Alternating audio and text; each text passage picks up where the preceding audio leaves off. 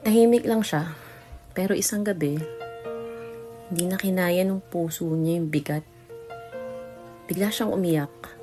Hindi lang basta luha, kundi yung luha na galing sa pinakakaibuturan ng puso niya. Yung iyak na walang tunog pero sigaw na sigaw sa langit. At sa pagitan ng pagikbi niya, tinanong niya si Lord, bakit mo inayaang maramdaman ko lahat ng sakit na to? Tahimik lang ang paligid pero sa puso niya, may sagot na dumating.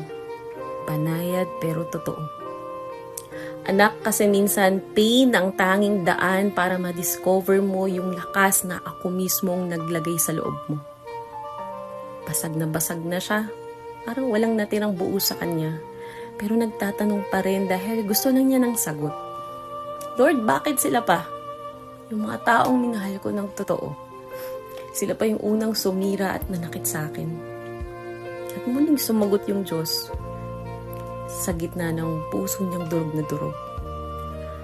Kasi gusto kong matutunan mong hindi sa tao mo hanapin ang worth mo. Sa akin, anak, sa akin. Sumigaw siya, hindi sa labi kundi sa loob.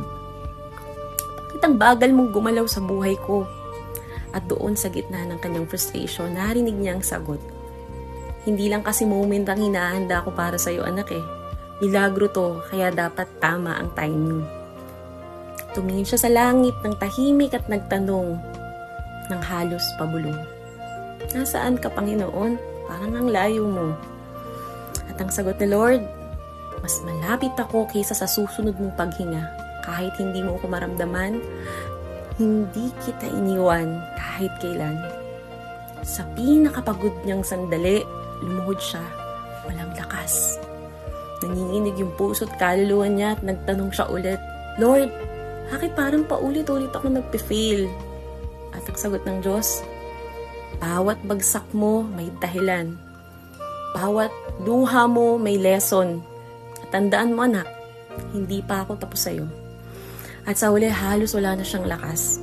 Hindi na tanong kundi bulong na lang. At sinabi niyang, magiging masaya pa ba ako, Lord? Sa vision niya, nakita niya ang ngiti ng Diyos. Tahimik pero totoo ang sagot. Hindi lang saya ang ibibigay ko sa iyo, anak. Ibibigay ko sa iyo ang kapayapaang hinding-hindi maaagaw ng mundo.